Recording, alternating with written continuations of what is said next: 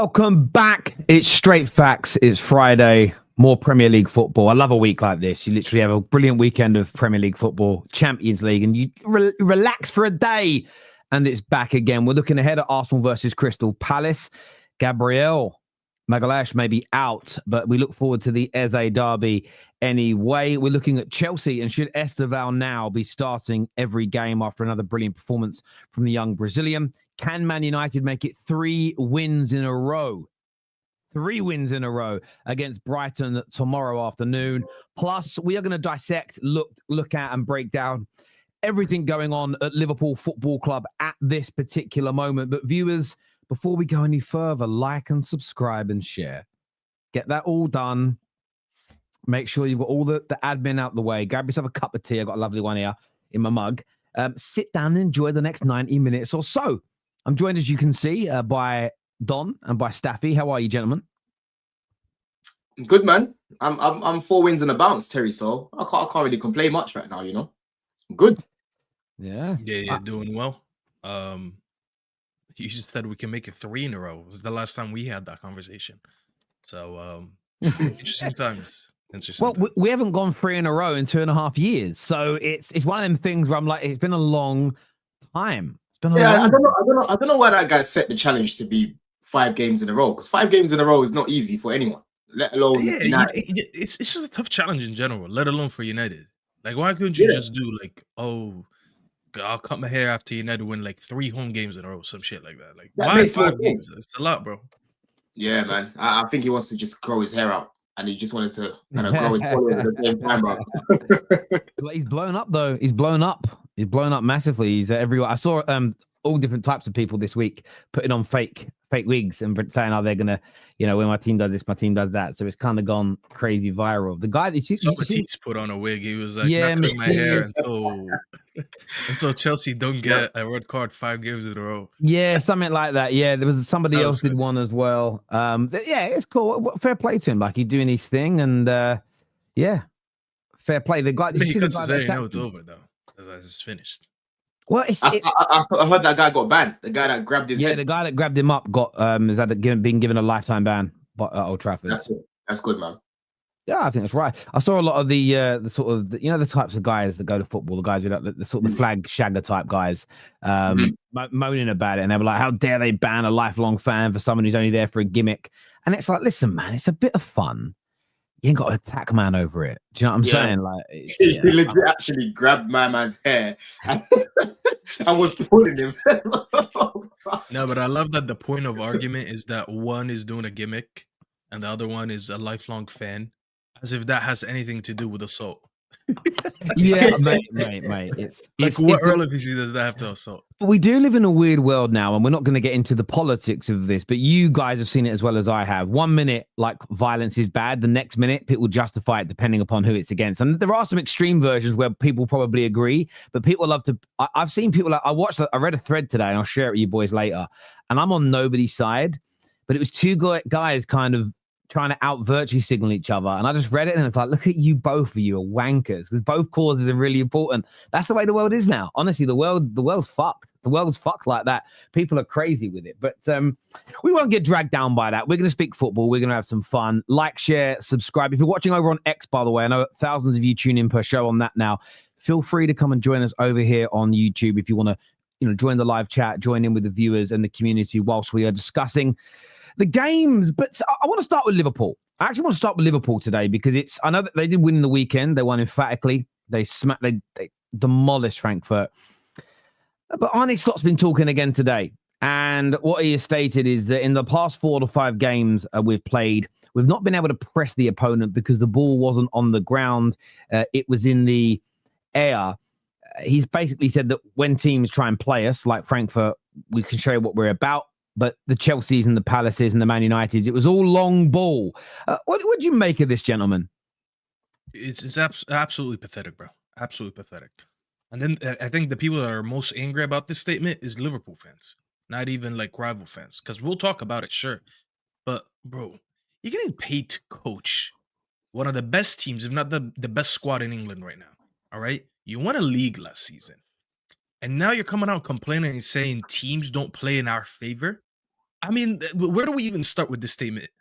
Do we start with the fact that you literally just admitted what your weakness is?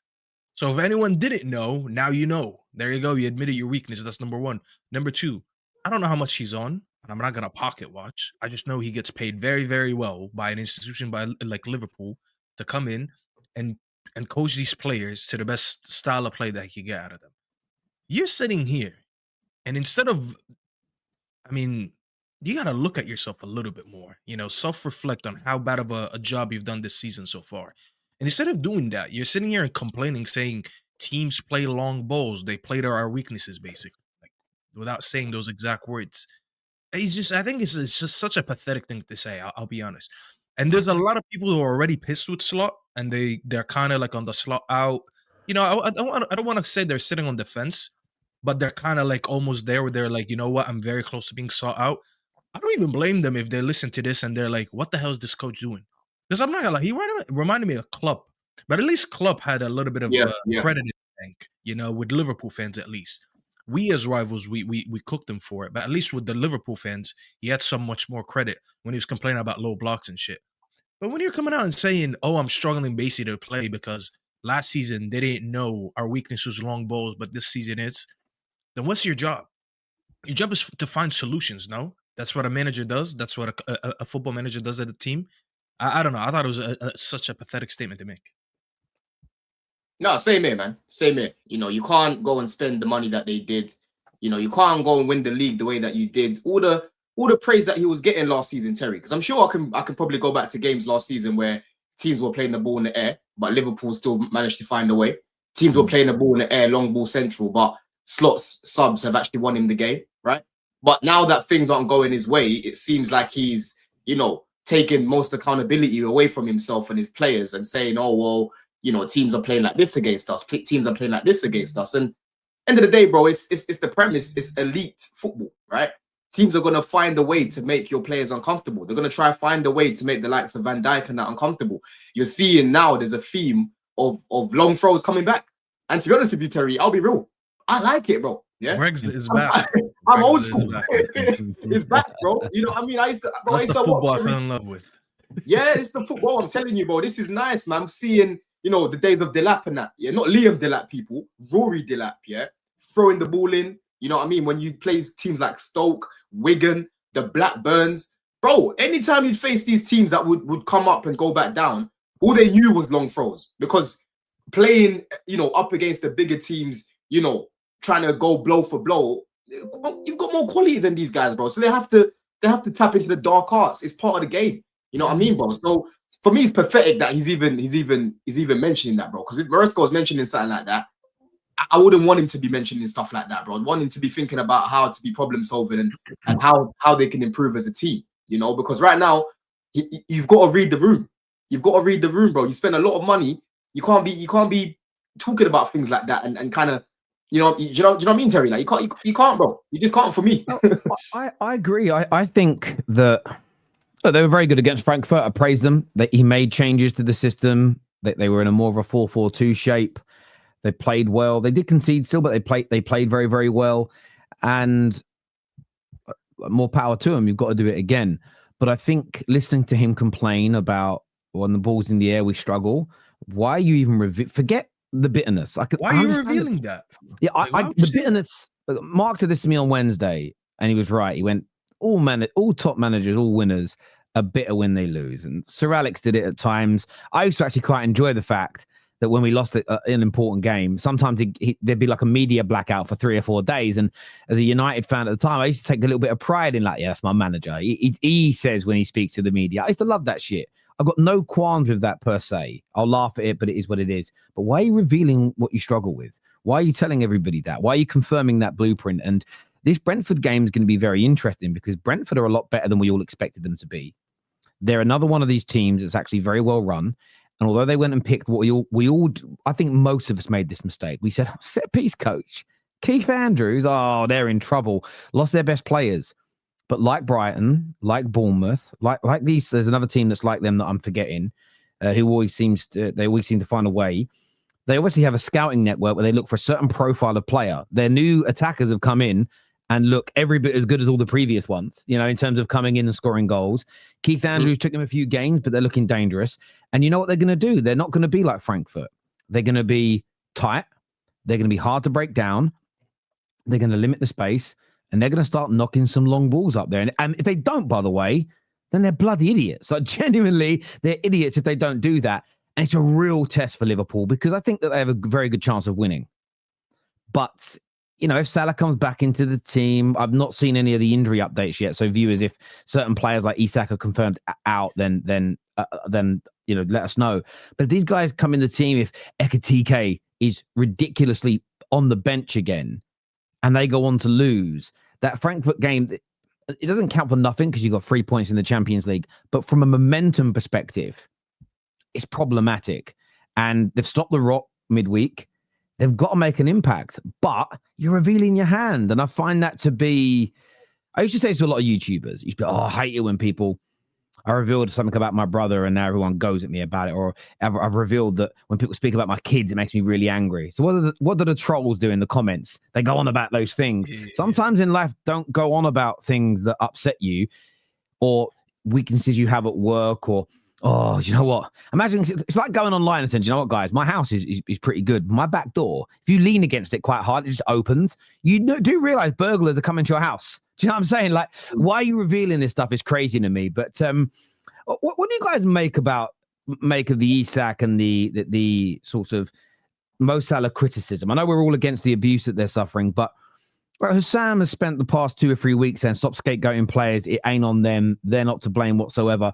Do you think, Staffy, that this is an exaggeration? Do you think this is an exaggeration and actually some of these players are just stinking it out irrespective of the system? Respectfully, bro. I mean, who do I start with? You want me to start with Isak or Salah? Salah gets dropped for one game. And after the game, he doesn't, I don't know, I forgot how many minutes he played last game against Frankfurt. But comes off the bench, doesn't play enough minutes in what he wanted at least, we should say. Comes off the game, goes to X, deletes his banner, changes his bio, updates his picture to a personal picture of him and his daughter. Basically takes off all the Liverpool stuff. What the hell's wrong with you?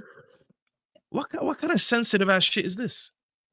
If you want to blame someone and you're upset with someone, don't be upset with the Liverpool fans. Obviously, we're not talking about the extreme abuse. Obviously, we know what happens in football. Sometimes people just go over the board and they just get personal, or they become racist, or they do. I'm not talking about that. I'm talking about just regular day-to-day criticism. You've been playing ass. Just accept it for what it is. If you want to blame anyone, blame yourself. Look at yourself. Don't look at anyone else. Your performances have been shocking.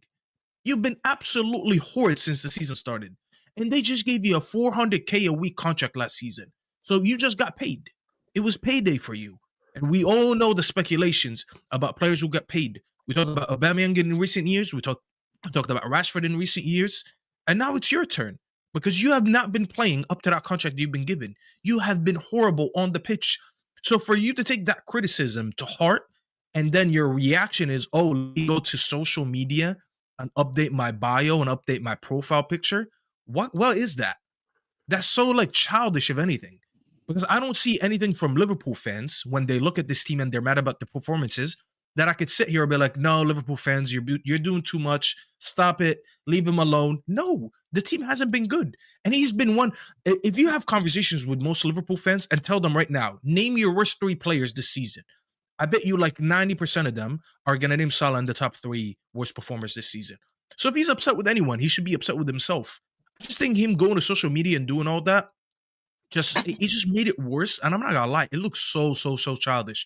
For someone who's referred to as one of the GOATs of the Premier League, some people try to put him in debates with Thierry Henry. I never seen, social media wasn't a thing like that back then. I never seen Henry behave like a baby because he was performing bad for Arsenal, whatever. He always did the answering on the pitch.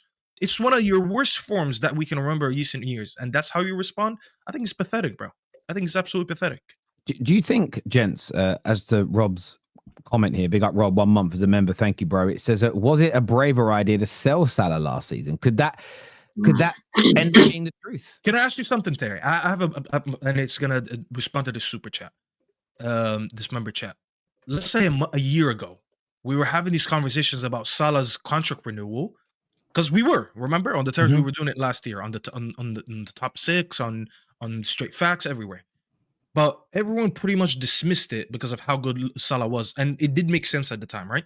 But let's pretend in hindsight. Let's go back and let's pretend that at the time we were having these debates, instead of you asking the question, "Hey gents, do you think Mo Salah deserves a new contract?" Now reword it to, "Oh, would you renew Salah knowing that you're getting Verts and Isaac in the summer and Ikitike?"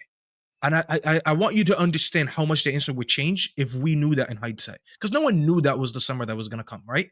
But now that they've seen their summer and now they're looking at Salah, now people actually want to ask these questions. Whereas a year ago, if you would have asked that question, people would have looked at you like you have 3 heads. Look at him. What the hell is that? What the hell is this guy saying? But now it's actually a valid question. So people who actually want to go back and now talk about this, especially Liverpool fans, like, respect to you, because I was one of the few people who kind of said, you know what, I don't think you should give contracts based on what you accomplish rather than what are you going to bring over the next few years, because that's not what contracts are for. You know what I'm saying? Salah was amazing. I'm not dismissing it. But when we were having these conversations, I got accused of just hating on him because he's Egyptian. I was like, that's the stupidest thing you could ever say. I'm just trying to talk about it in a sense of my team is about to give out a 2-year contract, max contract to this player. Is he going to give me the same performances or not? Or is he going to give me at least 75% of the performances or not? Right now, Salah's not even doing 50% of the performances he was doing last season. So yes, it's a valid conversation. I don't know about you. But the thing is though, the way Salah's performing right now in comparison to obviously last season, like if you think of, first of all, if you think of last season, he started off the season on fire, right? Second half of the season, as usual, he dropped off. You know what I mean? He wasn't as potent as what he was in the first half. And Liverpool in general weren't that great in the second half of the season, but Arsenal weren't doing anything. You know, Chelsea weren't doing anything. So they won the league already in 2024. You know what I mean? But in terms of Salah himself, it would have been very difficult for Liverpool not to offer him a new contract after what he did, bro. Right? I don't think a single person expected Salah to drop off this much this early into the contract, right? If you're speaking about it maybe in 2 years' time, cool, fine.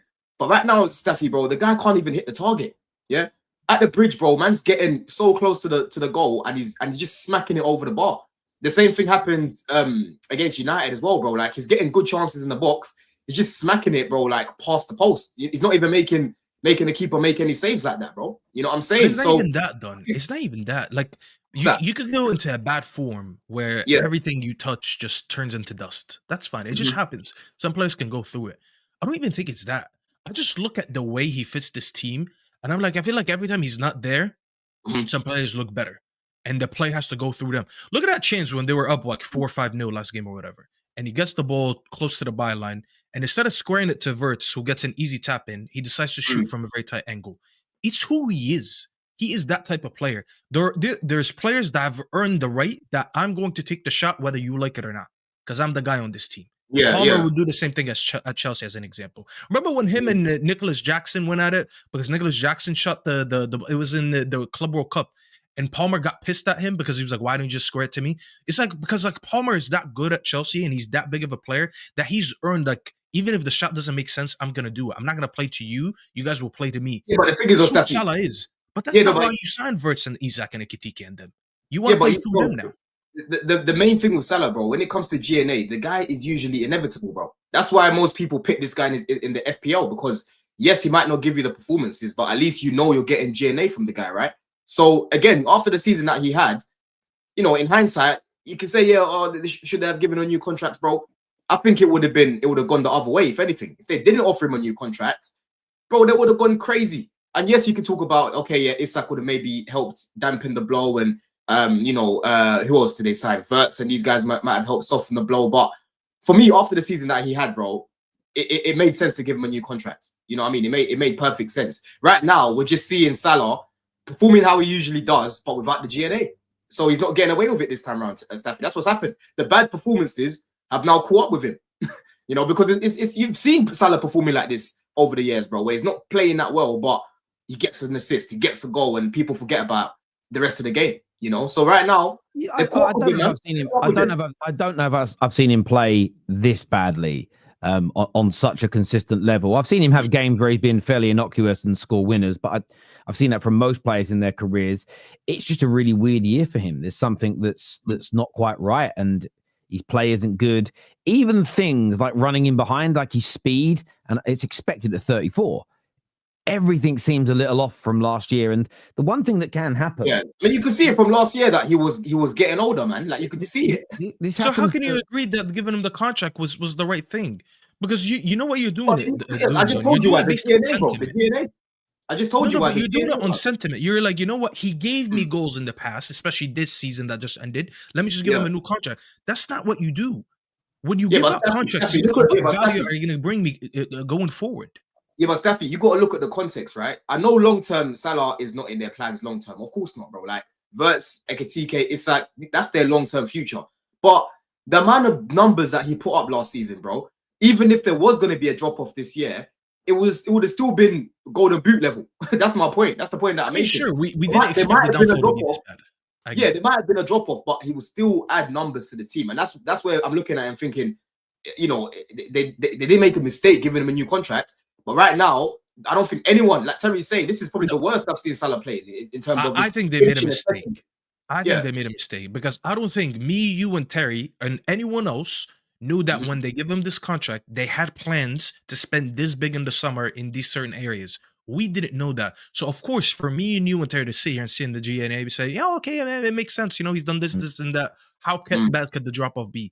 If you knew that you were going to invest big in attackers in the summer, you go and get players that fit them. I'd look at Salah, shake his hand, give him a statue outside of Anfield or something, retire his jersey, do whatever the fuck you want to honor what he's accomplished in the past, everything but put him on a new contract because you know, hey, listen, now we're moving into a new era. This is what we want to do.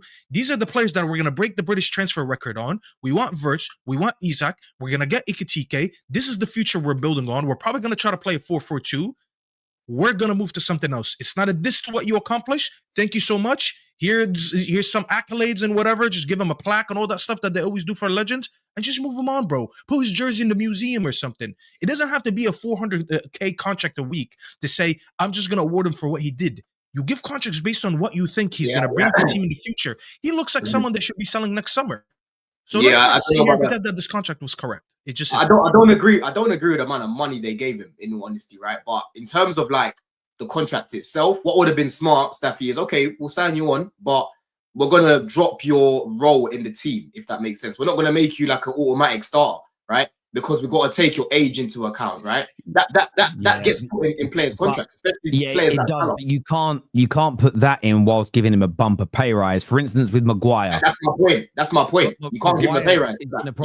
He's probably going to get a new deal. There's probably going to be ideals for him to be phased out over the course of the new deal, but it will be for considerably less than the £190,000 a week he earns now. It will probably be somewhere in the region of 80k a week.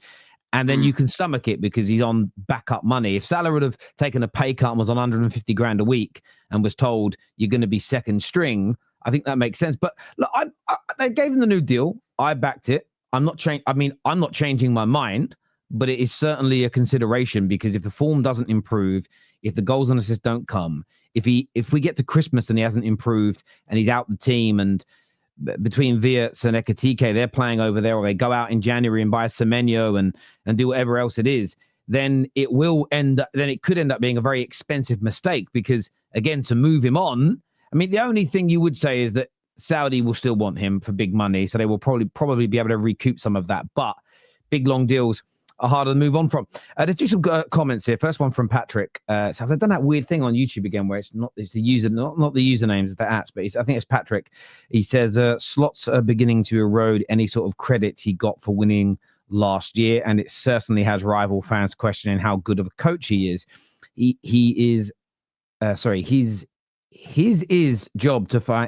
his job to find a way to win against opponents' tactics.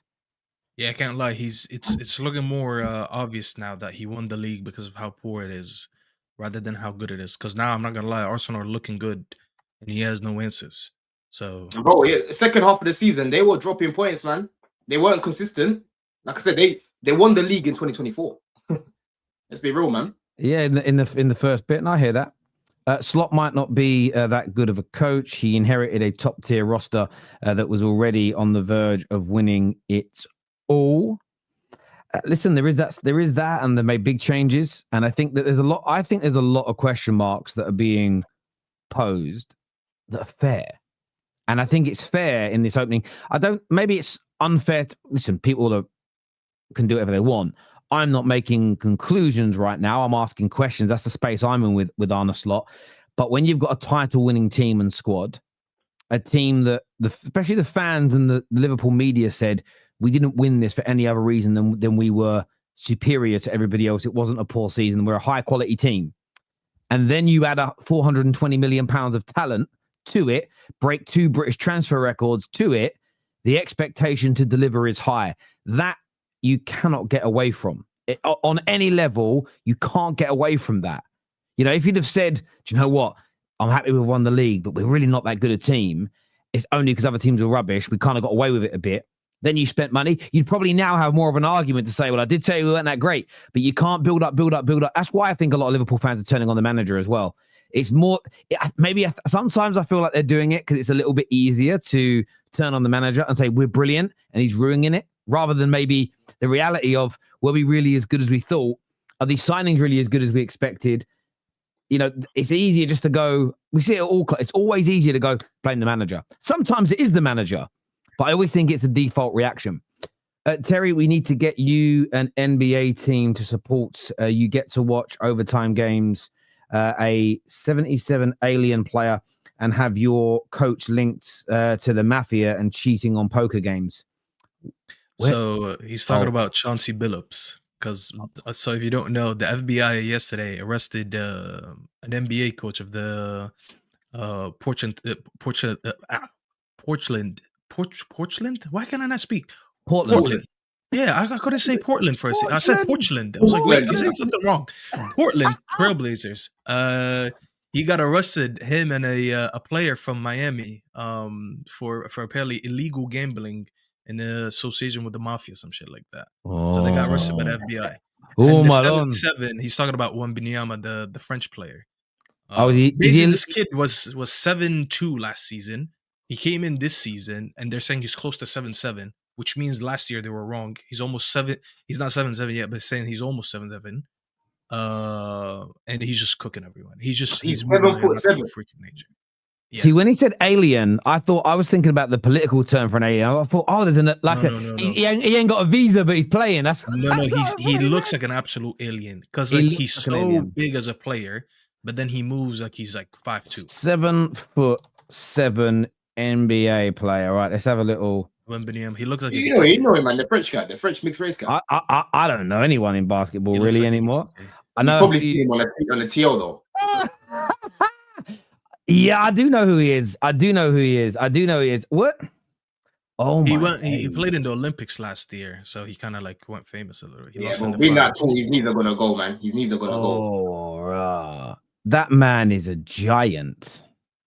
He's 7'7". Shit. He basically in the first game he dropped 40 points. And he bitched one of like the best defenders in the NBA over like the last decade. Like he just made like just. There's a picture I'm looking at. His arms spread out like this. It doesn't even look real. It looks like AI. That's that. Wow. All I can say. He's 21, by the way. So. All I think is he's poor misses. He's 21. It was crazy. He went to train with the monks all summer. Monks. Yeah, he was training with monks. Oh wow. You know, his dad's 6'6" and his mom's 6'3". No wonder they've created a monster. Yeah, that's what you got to do. If you're like really good at basketball, but you want your kid to be an NBA star, you've got to go out and find a really sporty, athletic woman who's like 6'6", 6'7", 6'8". Because you know that I swear there's a scientific fact. Someone can Google if it's true. I heard it on one of those TV shows where they sort of, I think the show was an English show. It's called like Ducks Quacks Don't Echo, which I think is true. Quacks of ducks don't echo in echoey places. But there was a fact that was revealed on there that all boys, barring a child with a deficiency, all boys grow up to be taller than their mums. So again, if you've got a mum who's 6'7", scientifically speaking, the boy will be 6'7" and a bit or more, taller. So yeah, if you want to build yourself, get two athletic people that are well over 6 foot, you got a chance in the NBA. I'm telling you, he's making the rest of his teammates look like dwarfs, and these guys are probably like 6'5", like 6'6", 6'5". Now, I'm someone that advocates for men to never feel intimidated by a taller woman, instead of just be yourself. But I will say this to any man who's dating a woman who's much taller than him: if your missus is like 6 foot and you're like, I don't know, 5'10", 5'8", 5'5", remember, if you have boys, your boys are going to be so much, all your sons are going to be so much taller than you. Just bear that in mind when you're telling them off when they're 15 and you're like this, bruv. Just bear that in mind. Yeah, well, this is interesting. Abdul here says, Terry, do you seriously believe Liverpool United is bigger than El Clasico? It's factually wrong statistically globally. Well, not in terms of what I actually read last week. What I read last week, the last time the figures were actually put together, is that United Arsenal averages between 500 million to 700 million viewers globally, where the game between Barcelona and Real Madrid averages between 400 to 600 million. So it could be more, it could be less, but the higher average is with Man United Liverpool. Plus, the Premier League each weekend averages 4.7 billion people watching it versus 4.7 billion watching the Premier League globally, where La Liga averages 2.4 billion. Which means you've got more media coverage, there's more reaction to it, there's more people speaking about it on socials. We know that because if you've got almost over 2 billion extra people around the world watching your league, there's going to be more reaction to it. So therefore, for me, even if the viewing figures are similar, even if the viewing figures are 100 million more, 200 million more for El Clasico, the reaction to it, the noise afterwards is bigger because it's a Premier League game, which is considerably bigger now globally than La Liga. How do we know it's considerably bigger? You man are having to sell off your games to other countries because your money's running out. The money's running out because it's been shrinking. Even domestically for the last 10 years, less and less people every year in Spain subscribe to the TV channels to watch their own league.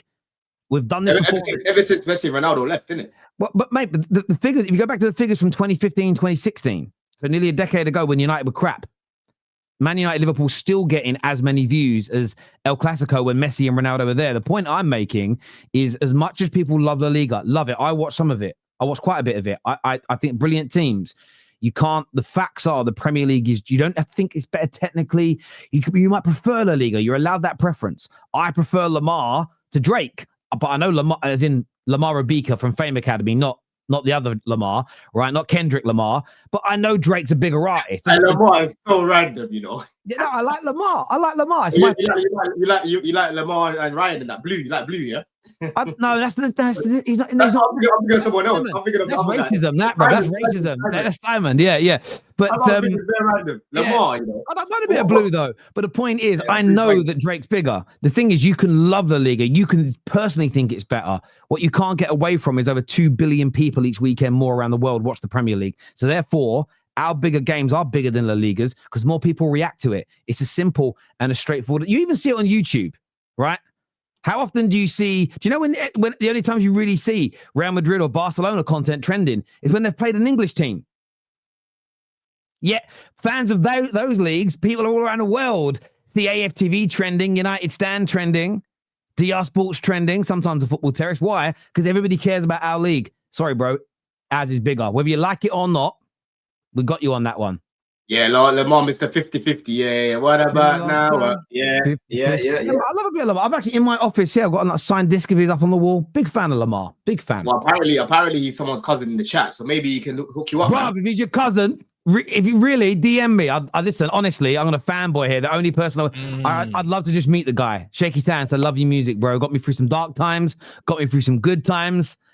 Had some fun with some music on in the background of Lamar as well. It's and you know, it's really good. When I was younger, right? Because his music wasn't that popular. If I was out and I was chatting to a girl, every now and then I'd drop a line out of one of his songs, so I knew they wouldn't know it. And it'd work. He's like, yes, big up Lamar. I used to love it, man. Yeah, so shameless. I swear. What was one of the lines from one of his songs? It was like, I said it to a girl once in a text. He had a line in the song which was like, I want that just can't live without you kind of love. And I said it in it, and she was like, oh, you're so sweet. I was like, thanks, Lamar. You sure that wasn't the days of actually writing letters, Terry, where you just have to post them out? You had phones back then, did you? I had phones back then, yeah. Oh, you think Terry's like 70 years old? What was that?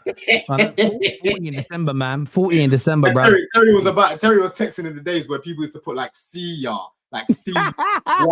Mate, You know what I mean? my generation's like text language, you kids wouldn't understand it. It was mad. Like the way we would write words was very, very strange. Like we'd use 8s in the wrong places, all sorts of shit. Yeah. Yeah, no, we did. But then Bad day pass days, Terry. Yeah, I remember them days, man. big old days. I had Snake on my phone, bruv. But our phones were so much better when I was a kid. You could throw our phones against a brick wall and it'd work. Do you know what I mean? Mhm. So love them days. You mate, I used to speak pidgin when I was at school as well. I didn't understand. It was one of those weird languages that it was created at school.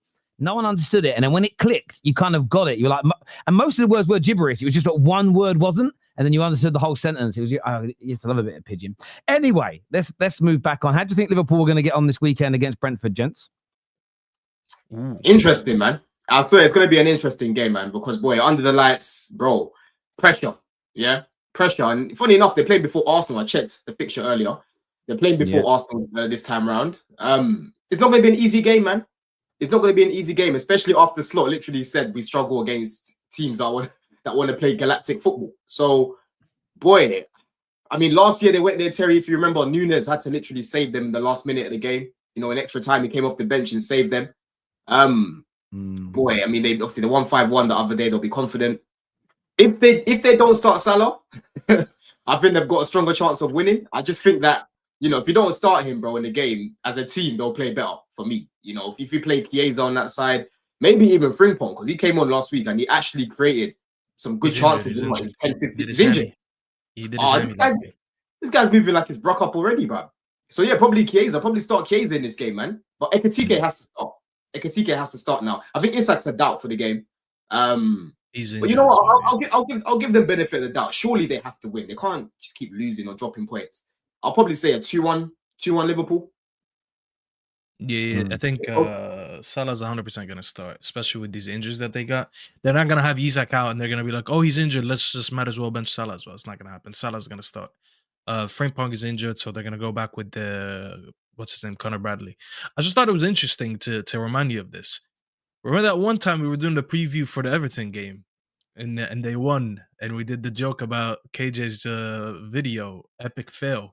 They haven't won a game in the league since. You watching, KJ? You watching, KJ? Are you watching? What an epic fail. Not a single win in the league since. What were we cooking? Maybe people should listen more. Stop. Maybe they should. Maybe they should. Anyways, I think it's going to be a tough game for them. They're playing in Brentford as well. So they're not even in Anfield. I'm still going to go with Liverpool. I'm going to go 2-1 Liverpool. I'm going to go 2-1 Liverpool. I think they'll do it. No, I think it's valid, but it's valid to predict that. That's fine. They still have the more quality anyways. But when you look at their games, Brentford, they gave a good game against Chelsea. Second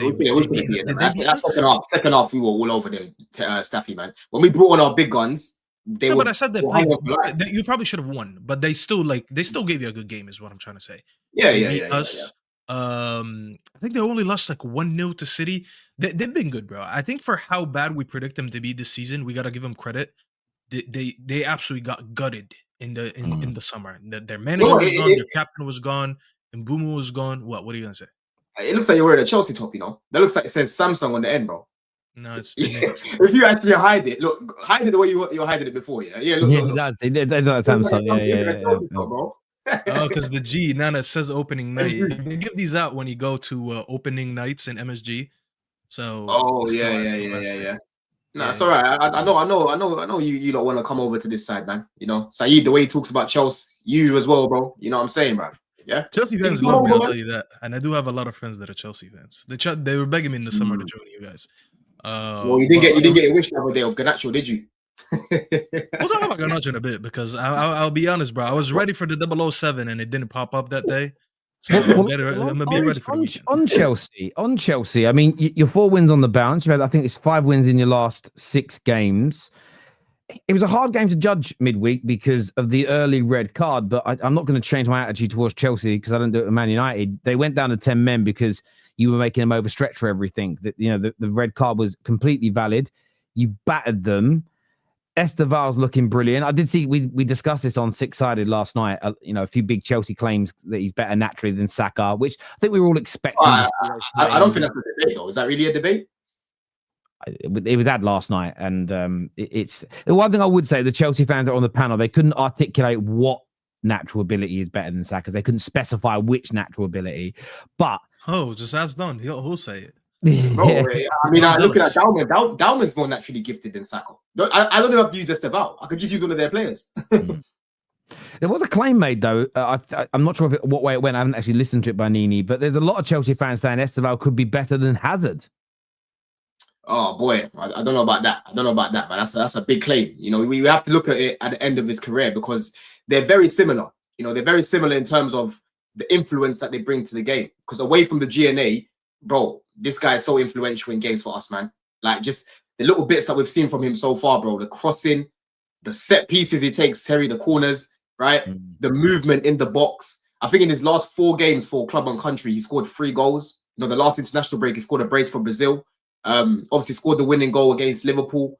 The cross that came in the other day against Forest, bro. He's the one that put it in when Reece scored. His overall game against Ajax, bro. I'm not surprised by this anyway. Like I was telling you about this guy from last season. I was saying he's not gonna find it hard starting on the right hand side ahead of Neto, ahead of Madueke, because those guys were not, putting up levels, right? And for me, watching this guy from early, bro, it's like man's played nearly 100 times in Brazil. Yeah, people were telling me, "Oh, how's he gonna handle the Prem and that?" Bro, do you know how physical that league is in Brazil? Yeah, he's got the flair. He doesn't need all the physicality and the strength right now. He knows how to get past players just by using body feints, bro. Just by using trickery, bro. Just by separating himself away from that player, bursting away with a little bit of pace and whipping it in. Yeah, he's gonna be so important for us. And for me, he's in our best 11. He has to be in our best 11 with Neto on the left, right, or Gittins on the left or something. But he has to be in this 11. He has to be in this 11 going forward, man. Because honestly, bro, he's so good. He's so good. He's gonna score minimum 10 goals in the Prem with game time. Minimum for me. Do you think he should be starting now for Chelsea? Yeah, do you think he should be starting now regularly? Yeah, it's one of those. I feel like we always make this excuse about young players until we figure out that young player is actually good enough, and then people just don't say it. Like everyone's like, "Oh, give him time to do what?" Like he's a good footballer, just play him. He's gonna learn that's the best way to learn. You just gotta play, bro. I'm not saying play him 90 minutes every day until the rest of the season and burn him out. That's not what I'm saying. But he's good enough. The kid is good enough. He's clearly good enough to be playing men's football at this age. The only way he's going to get better and he's going to get experience is just by playing. So go ahead and do it. We don't have to do that excuse of like, oh, give him time to develop, give him time to this. When we see someone who's ready to hit the ground running, it's obvious. And he's one of these kids, How good he does or not is irrelevant to me right now. I'm just saying he's ready to start on that right-hand side for most games. Take him off for 30 minutes, sure. Maybe bench him here and there. Yeah, but he's clearly their best right and the thing about it as well, you've already seen Maresca using him in multiple positions, bro. And when he goes in those positions, my man just goes in there comfortably. He's come off the bench in certain games, gone in the 10. The other day when we played Ajax, he was playing basically in a free role up top, right? And he was playing that role better than, for example, Pedro has been recently, yeah? I was seeing him staying up top and actually running in behind. I don't know if you remember the cross that Gittins put in, Terry, where Estêvão nearly scored. He nearly got his toe on it, right? That was him playing up top, yeah? So clearly the guy's IQ is unbelievable because he just understands the game so much, bro. He knows where to be in the box. He knows where to be in the box the majority of the time. I like him. He's got a good reading of the game, even with his penalty. And I know that, I called this out yesterday in a different bit of content. I'm sick to my back fucking teeth of loads of important parts of our game being diminished by the Baller FC fucking morons. First of all, it was crosses. Crosses are spamming. Then it was penalties. Penalties don't really count. Let's talk non-penalties. Now you've got set pieces as an example. And there's all different types of elements of our game that are so important to it that get played down. But the way he struck his penalty, I often look at penalty taking as a really good measurement for how good someone is as a striker of the ball. Because I would get worried about a striker, like an actual number 9, who isn't in the top 2 or 3 penalty takers at their club. It always makes me skeptical about their overarching ability. Because how, as a goal scorer, do you not have the technical ability to be looked at as one of the best penalty takers? And the way he hit that penalty, because being a good penalty taker it's a technical thing. You've got to be able to hit it cleanly, plus have the ability to sometimes change your mind at the last minute if the goal is going in the right direction. And the way he hit that penalty was top class. You ain't even seen his free kicks yet, mate. You ain't even seen his free kicks. After this, I will show you the goal catalogue. Yeah, this guy has got a thunderbolt, right? I'm talking the lap level of ball striking, bro. This guy knows how to strike the ball. The other day, I think he had 8 shots. Man even tried to score an overhead kick. You know what I mean? And obviously, bro, when I'm at the bridge, I can always sense what the fans think of a player just from, you know, speaking to people and hearing people behind me and the atmosphere. Bro, when this guy's warming up, the way everyone starts to stand up and that, yeah, when he gets on the ball, the things that people around me are saying about this kid, season ticket holders that have been there for years, bro. Mad. I hear you. Look, I think it's really funny actually. There's a comment that's come in here from Abdul, and he's very desperate for attention today. So he's written it 5 times in about 2 minutes. But he says, Terry, why do you think Cunha having 0 goal contributions in November, despite costing 60 million, isn't spoken about compared to other players? And there's a reason for that. One, he had an injury and missed a few games in the middle, but he's played very well. And there are other. He's also. We all know about the 007 thing. Firstly, it's one of those parts of football that should be stopped now. One, it's been milked by fans. It's not funny anymore. And 2, the same people like you, Abdul, that are bringing it up are the same individuals that when it comes to praising Bruno Fernandes say there's more to football than GA. It's yourselves who are the hypocrites here. Now, I've criticized him for not scoring goals. And I feel I've said this about him, and Mbeumo scored, but one thing I've criticized Mbeumo and him on is I would have expected by this time in their United careers, at least one each of them getting the ball in the edge of the box, creating half a yard and bending it in the top corner, because they've done it regularly in their careers and they've been criticized. But if you watch Man United Liverpool as an example, Cunha was fantastic, especially in the second half. So much of what he did helped us as an example. So it's this case of, I do get the criticism of players when they're playing badly, but they grab a goal. And people are right to say they shouldn't be given 10 out of 10 performances. But equally, not everyone that's not scoring or assisting is playing terribly.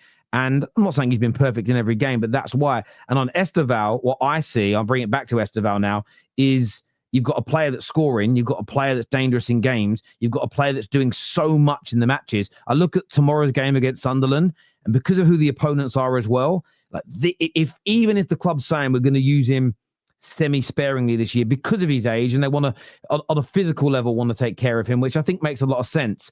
These games, homes to Sunderland's, this is where you should be putting him out there because you're so much better than them and saying, go and express yourself, go and enjoy yourself, go and entertain the crowd, and kind of nurture your craft and your talent, because he's a fantastic player, Estêvão, and I think Chelsea have got an absolute fucking gem there.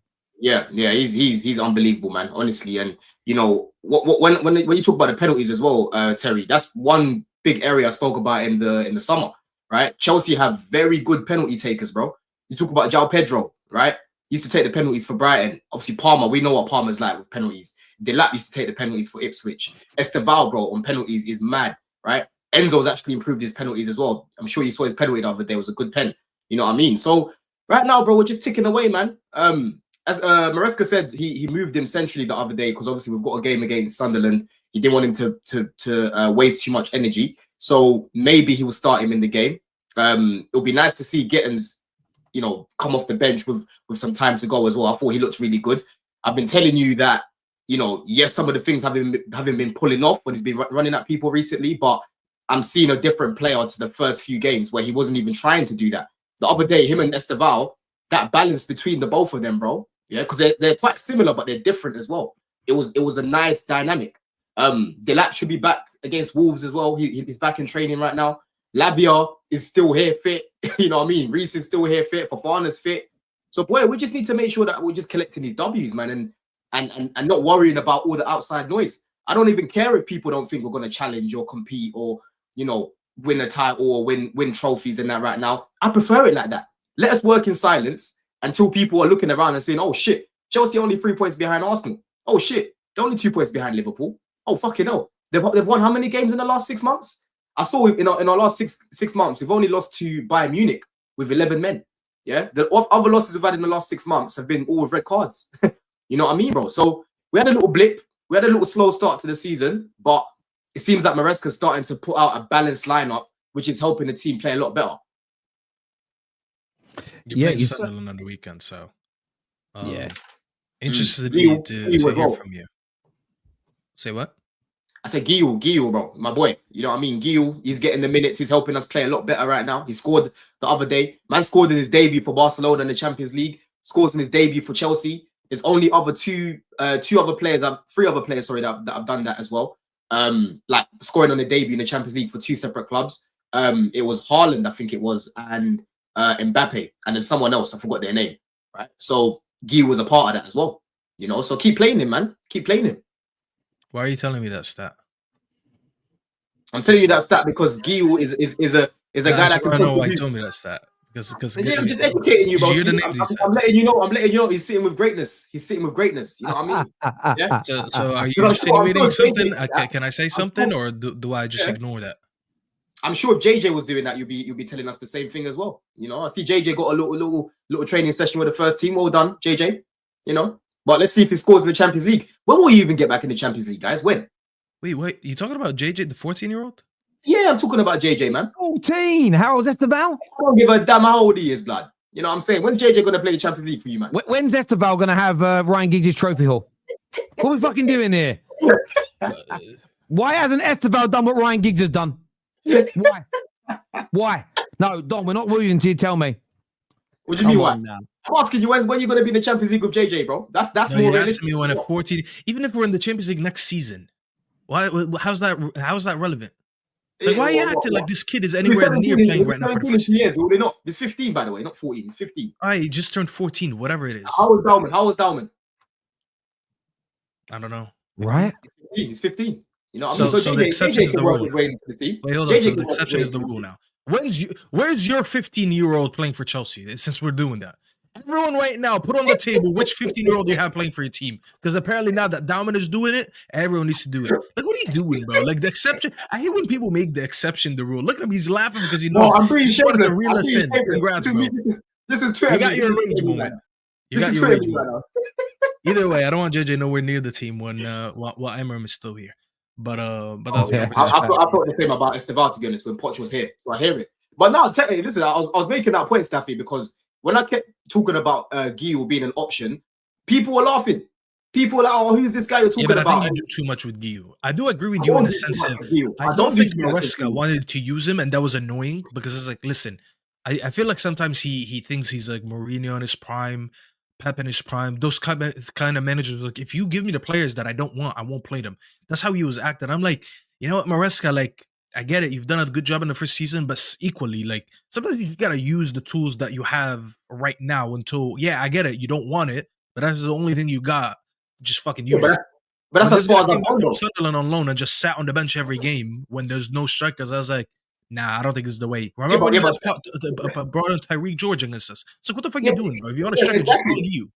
There we go then. You can't tell me I'm doing too much for asking. You do too much though, because you're bringing up stats to put him in the same company with Mbappe and Haaland. And I'm like, okay, what is the point of you saying that? Because I know you don't mean anything from it. You are not going to... because you're not going to predict their careers. You're not going to say he's going to have a similar career path as them. So it's irrelevant. I told you the point that I'm making, yeah? The fact is that this guy can contribute in this team, and this guy is the only fit striker that we've got available. I want to see João Pedro cooking in Palmer's absence. That's what I want to see. And when Palmer comes back, you can move João Pedro further up again, and Palmer can start to find him. When João Pedro doesn't play with Palmer, he doesn't run in behind, bro. Do you think Gio starts tomorrow? Yeah. I think he does. Man. He took him off at halftime. He spoke well about him today. I mean, he said, he wasn't training well, but after we had a conversation, he's been training a lot better. I reckon he starts, and hopefully he scores against Sunderland, and hopefully he celebrates. Don't be doing a humble thing because you were there for 2 weeks. Fucking celebrate if you bag, man. This here says Estêvão will maybe reach Waneri's level of last season. He had a good season though in his first year. How much GA did he get? Did he get like 15 GA? Right, but you got to remember as well. If I were to put a ceiling on his season this season, I think he'll do better. Not because I don't rate Waneri. I think Waneri wasn't even afforded a lot of minutes until now. He still isn't. And I think Arteta just putting a cap on his minutes last season kind of hindered how far he could go. Whereas Estêvão, I don't see a reason why his minutes are going to be capped. So I think he could do a lot more. Nine goals he got last season. When I don't know about all comps, not 4 in the league. I can see Estêvão getting at least 10 in the league for me personally, as long as he plays. By the way. Well, yeah, of course. I mean, if he plays, yeah. I think he'll play more minutes. Well, it's too. If he's injured, no excuse. If he ain't getting the games, that's different because he's available. If you're not being picked, you can't hold. Yeah, I think he will. I think he will. Madueke got 7 last year, and he got bare chances. But Estêvão should as well. He's further along in his development in the sense of when Eri only started playing last year. Like, how many seasons has Estêvão been playing in first team football? Three regular seasons. Like, he's had 3. He should do better than Waneri if he's able to adapt to England quickly, which I think he's shown that he can. And sometimes what I like about what Estêvão has done is that he's just come in. I don't think he's allowed emigrate in, new club, Premier League, this, that. Nothing's phased him. He's just come in and played his game. I think some people join the league, and some of them are older and they do this. And it's just everything sort of phases them. They look a bit slower. They look a bit weaker. I mean, you've seen Isak move clubs, stay in the same country, and people are like, it needs time to adjust to the league. So what? He was already hit, but I think it's the pressure sometimes of the move. By the way, since you mentioned Isak, can we just dead this whole Premier League proven thing? Because I'll be honest with you, bro. This was the biggest proof that Premier League proven is absolute bullshit. If the player is good, the player is good. If the player is bad, the player is bad. Look at Haaland. And by the way, I owe Haaland an apology. I can't believe that I put him once in a conversation with Isak. Though I don't care how good Isak was. We probably should have never done these conversations. I told you all the time. Look at Haaland, bro. You put him in the Austrian league, killed it. You put him in Germany, killed it. You pulled him in England, killed it. If tomorrow we said he's going to Spain or Italy, most of us are going to predict right away, kill it. Isak, I'm hearing people forgetting that they're saying things without thinking. They're like, "Oh, get ready get ready once he gets adapted to the league." And I'm like, "Do you understand what you just said? You're asking him to adapt the league he's been in for about 3-4 years now. People don't even notice what they're saying anymore. They're just programmed to say the same thing." I get what your thing about the Prem proven thing is. I think what would change my mind on it is data. In terms of if just as many flops happen from Premier League to Premier League as outside the Premier League to in on a percentage scale, then I'll change my mind. I don't know if that's true. It doesn't feel like it's true. I think what Isak's struggling with, and nobody wants to have the conversation, it isn't just the money. It's the whole facade of coming in. Whether he was right or wrong is irrelevant. It's that pressure. And this is what it was made worse by the drama, the value, the noise, the media. But this is what fans, especially of smaller clubs, don't get. When you join a massive club, the pressure is different. The shirt weighs heavier, the scrutiny's. Isak could have gone 10 games without scoring for Newcastle. Unless you're a Newcastle fan, you might not have known. Genuinely, you might not have known. Now, if he burps in the wrong place, there's media articles about it. Rivals are on his back. And that, for me, is what's... He just doesn't even look himself. I know Liverpool, what chances? And he's had a couple in each game, and they need to do more. I agree. But even like his first touch, he's dribbling, his layoffs. I'm watching him going, he looks timid. He looks like... when you ever see those videos of like a dog that's been mistreated or a cat that's been outside for a week, and they're all like timid, slowly coming out. He looks timid. He looks a bit scared. And bro, he got locked up by Josh Achimpong, bro. Yeah.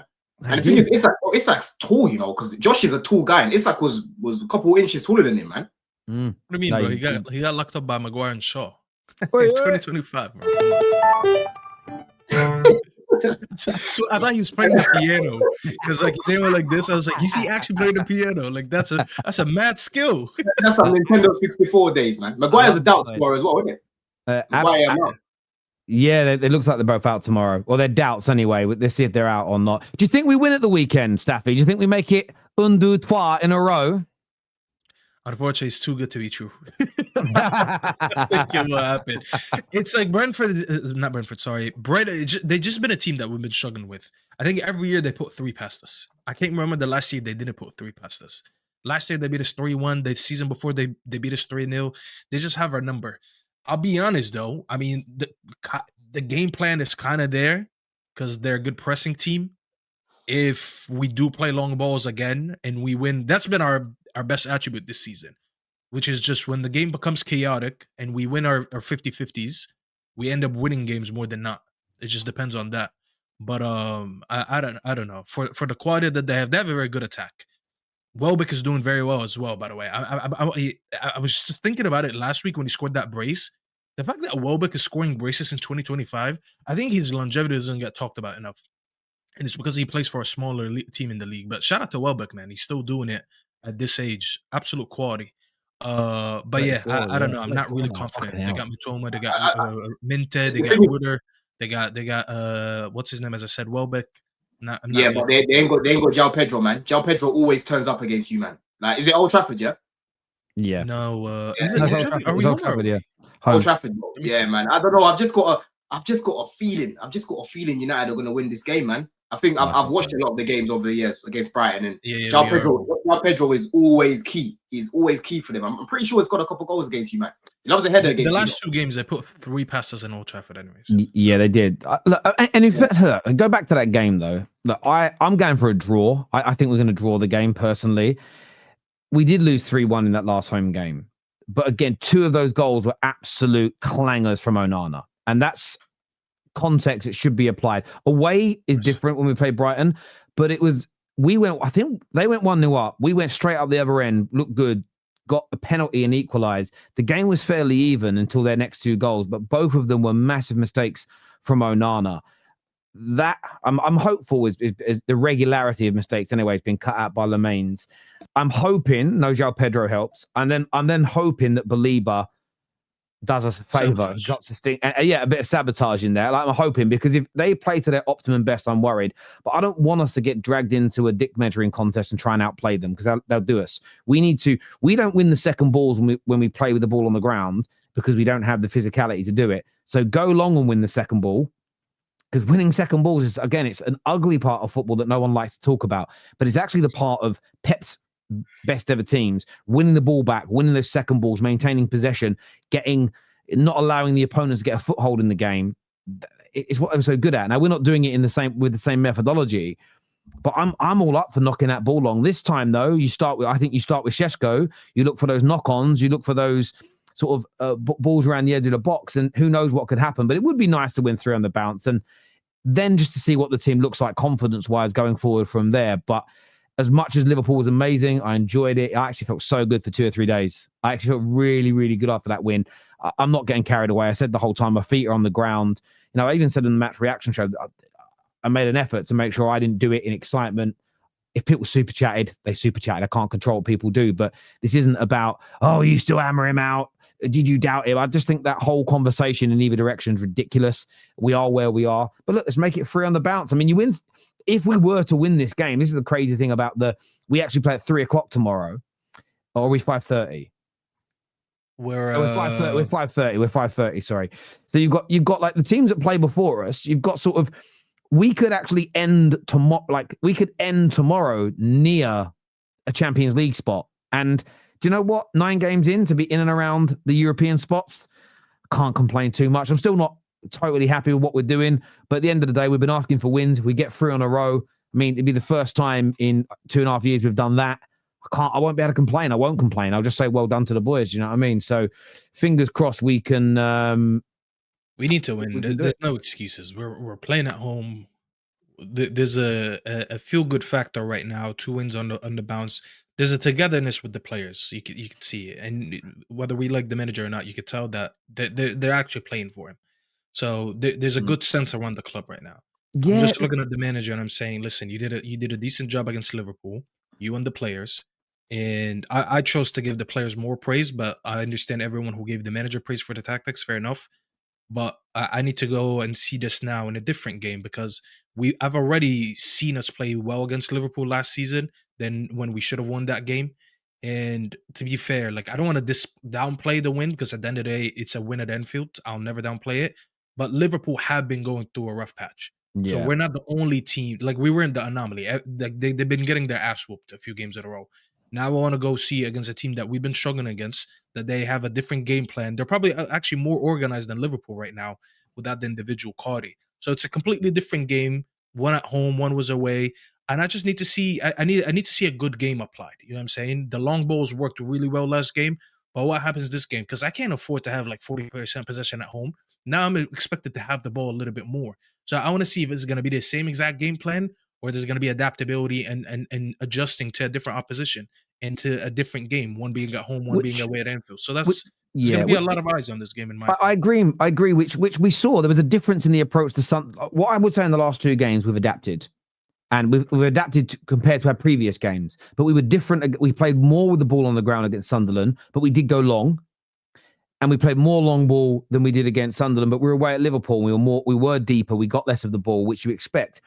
I'm looking to see whether we get the balance right this weekend. What will be interesting if we do win, if we were to get the win, it would be 5 home games this season, 4 wins and 1 loss. And we would have, until Arsenal play on Sunday, we'd have the best home record in the league. And I think if we're just looking at baby steps here towards improvement, and that's why if we win, I might start having these conversations in more detail. I felt like with where we were 2 or 3 games ago, I didn't want to speak about anything other than the games. But if you suddenly start winning more home games, you can then start to have conversations around, well, we've beaten a title contending Champions League team in Chelsea. We've beaten some relegation teams and some newly promoted, but beating a good mid-table team. You can start to talk about, are we actually making Old Trafford a hard place for opponents again? For me, that's an important conversation around progression. Amorim as manager or not, that place needs to be a fortress. So that's outside of the 3 points, that's something I'm focusing on, because the last 2 years, how our home form and the fact that everyone fancied themselves at Old Trafford, I find that embarrassing for a club of our size. We should always be a place that people don't want to come to. There are some mid-table teams, Brighton are one of them, Fulham are one of them, Brentford are one of them, that in the last 3 years, no one wants to go to those grounds, and they're mid-table. We should at least be hard to beat at home. So they're little things I'm looking for tomorrow. Arno here, sorry, wrong comment. Thank you very much for becoming an official member of the Football Terrace. Means a great deal to me that you've done that, my friend. So thank you. Abdul here says, sorry, that's not what he said. He said something else a minute ago. He said that he thinks United might make the top 4, but that'll be Amorim's ceiling.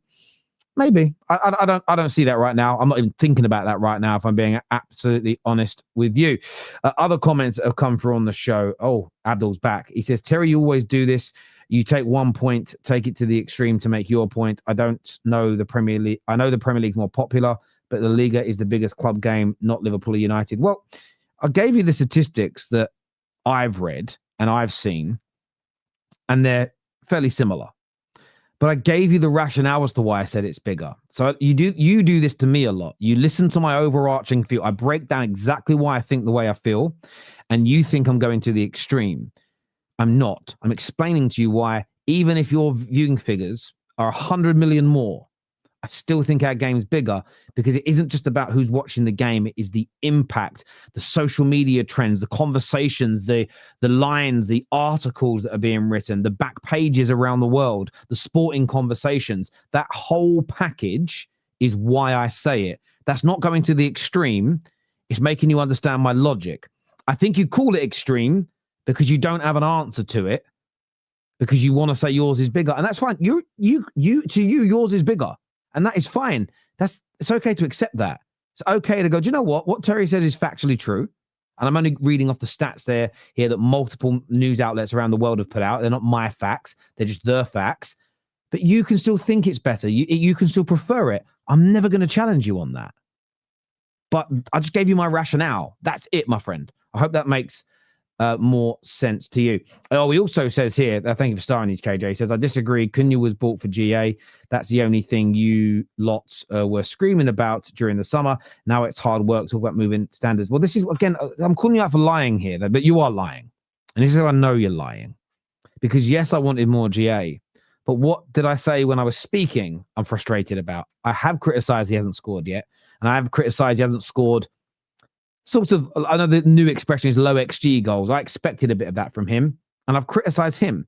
I also got into a row with the man to my left, as you can all see him on the screen, only a few weeks ago on this show, where I said I am holding some of the players accountable for games we've not won, not just the manager, and I named them for not taking their chances. So my problem with you, Abdul, is you don't tell the truth about what I've said. I have criticized the players for not scoring. But the reason I'm telling you that Man United fans are not going in on Cunha and writing him off saying, shit, he's crap, he's rubbish, like you want us to, is because we have seen loads of good things from him. And I'm still confident the goals and the assists will come? I hope, my friend, that settles your frustration around why we're not calling for his head. Thank you. Thank you as well, by the way, to Boss Babla. Very much. Thank you for becoming a member of the Football Terrace as well. I don't know where Don went, to be fair, but maybe he'll be back soon. But he said 1 second. Yeah, he said 1 second. It's been like 10 minutes now. Obviously, Arsenal have got a big game this weekend themselves. They've created a little bit of clear blue water between them and Liverpool. 3 points ahead of Man City. Not conceding chances and shots. Triggering the world with their set-piece goals. But how do you think they're going to get on in the Eze derby? Do you think there's a sting in the towel here, or could they hurt Crystal Palace, Staffy? Correct me if I'm wrong. Palace are now coming off 2 defeats in the league after they went on a run of how many wins? They drew and lost. They drew to Bournemouth and they lost. Yeah. So yeah. They're not actually. Well, they lost in the Europa League last night as well at home. Yeah, but I don't know. I don't watch the Europa League. I'll be honest. So I don't know who was on. Like if they went like with a completely different. No, they played a strong team. I only looked at the stats. I'm not going to lie. I looked at the stats. They had more of the ball, more shots, more XG. They just it was very similar to the Villa game. They got done. Actually, they played a full strength team. Yeah, it was a strong team. Lacroix, Gahey. All right, actually, that's good information. I didn't even know that. All right, there we go. So that's 3 defeats. Sorry, 3 games in a row without a win. Either way, Arsenal are just too good right now. I think Arsenal have hit a form that a lot of us had doubts on, and a lot of Arsenal fans were skeptical. If they don't hit that right away, what's going to be the fate of Arteta early on in the season? And there was a little bit worries, and I think it was justified with the way they started. But when you look at their last few games, by the way, they dismantled Atleti. I know the first half didn't look good, but the second half, they absolutely cooked them in the second half. And I think everyone who thought, like, listen, I understand the banter. We like to call it the haram derby, the haram off between him and Simeone, terror football. It's going to be the most boring game, 0-0. Honestly, if anyone watched any games of Atleti this season, if you watched that game against Liverpool in the Champions League, you would have known that they were going to concede. Because Simeone, not only Simeone completely washed, this Arsenal team is probably as good as a version of that Atleti team was a few years ago when they were competing for the league and all that. They're that good. And they absolutely dismantled them. You know what? They dismantled Simeone in his own game. That's how good this Arsenal team is. And they put 4 past them. This team right now, I'll be honest, is going to be hard to stop them. I feel like the only team that can stop Arsenal right now is Arsenal. Because when the manager does any of these decisions we don't agree with, and he starts becoming a little bit more pragmatic and running these jokes about the handbrakes or whatever, that's the only way they stop themselves. This Arsenal team is the only team that can beat themselves right now. They're in good form. They have most of their players healthy. As much as I don't like Gyökeres, and I think he's bang average, he just got a couple goals. Saka was looking good without the GNA. Martinelli's getting his goals. The midfield is looking good. I'm seeing Zubamendi being compared to Caicedo and all that. I'll be honest as well. Gabriel, we need to give him a special shout out. Gabriel is right now looking like the best center back in the world. I understand if people want to put someone else in the conversation. Right now, Gabriel is looking like the best center back in the world. The way this guy always finds a way to be on the end of every cross in their box is insane. He's like when Ramos, remember when Ramos used to score all these headed goals for Madrid? I think Ramos was very good at like elevating in the air, whereas Gabriel, because I think he's taller than Ramos, is the way he gets free. This guy moves in the box like he's a striker. And I think it's a very, very rare skill to have for such a dominant center back in the air as well. They have way too many tools, bro. Listen, we were talking about their set pieces. We were talking about their throw-ins. They're scoring from all ways right now. I think they have the second highest XG in the league right now as well. So they're actually doing it all. I know Don just joined in the right time to talk about his beloved Arsenal, but I'll be honest, bro, they're way too good right now. They're way too good. Yeah, listen, I've actually been praising them recently, man. I think a lot of people have been saying about their set pieces and that. And for me, the main time when I would cook them about their set pieces was like last season, for example, where in open play, they're not looking great, but then they're just dependent on set pieces to the point where you're even seeing guys trying to kick the ball off of legs to get a corner to try and get a set piece, Whereas now I'm seeing them using their set pieces, right, as well as actually playing well in open play. You know what I mean, Terry? Like, for example, the other day against Atleti, I thought in that first half, they walked away comfortably the better team. I could feel them about to score. And then what happens? Declan Rice, amazing ball from the free kick. Gabriel, inevitable in the box, opens up the game. And then from there, in open play, absolutely killed them. Yes, they scored another set piece in the game, another corner from Gyökeres, and the finish wasn't great. But end of the day, bro, you use the set pieces at times to open up games. And right now, like I said, I'm not going to be cooking them about their set pieces because in open play, they're actually doing well. You know what I mean? I think for me, what I'm looking at right now is Eze. I expect more from him. I feel like right now he's still a little bit, we spoke about Isak earlier. He's looking a bit timid right now. I'm seeing him hiding behind players. I'm not really seeing him doing enough. He's not really creating much. He's shooting a lot, but shooting into a lot of bodies, But yeah, that was my worry about him playing in the 10, Don. He's not a traditional 10 in the sense of like he doesn't like to play against low blocks. He's one of those 10s that I think he's good when he transitions.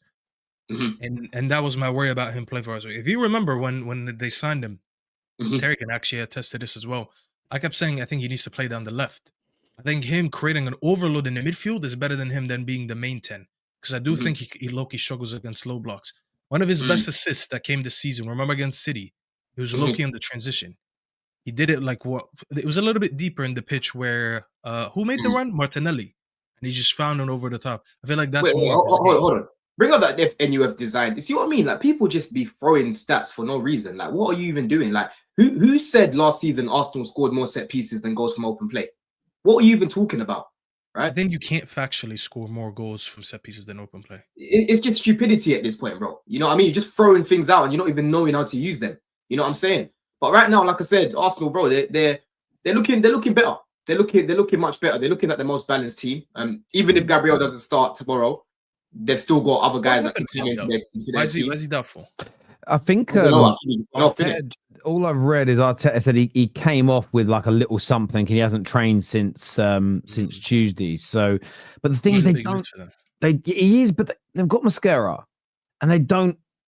What they have after their summer Arsenal, I know he's not as good, right? And I'm not claiming that he is, but what they have after this summer is when you bring in Eze's, when you've got Gyökeres now, because I mean, Kai Havertz is out, but you've got Gyökeres in the team.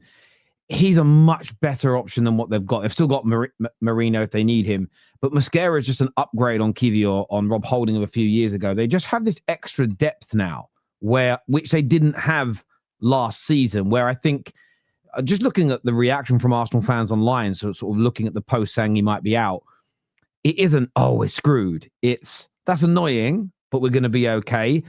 And I think that isn't just because it's because of how well they're playing, how strong they look and everything else. And of course, when you lose, this is why the conversation about excuses are not injuries are not an excuse got annoying last year, because they are an excuse if your squad isn't good enough. If your squad building isn't good enough and your best players get injured, it impacts you. I always find we do this now on socials, and I blame the mainstream media, really. Everything's a half-baked conversation. So it's like, well, they are an excuse, injuries, if your squad isn't good enough. So let's talk about bad recruiting, who's got to be sold, who's got to be replaced. You keep hearing with the set pieces. Can't rely on set pieces, can't score one every game. It's never happened. Yeah. Do you think they'll score more goals from open play? Do you think the players will score enough goals from open play? Yeah, I do.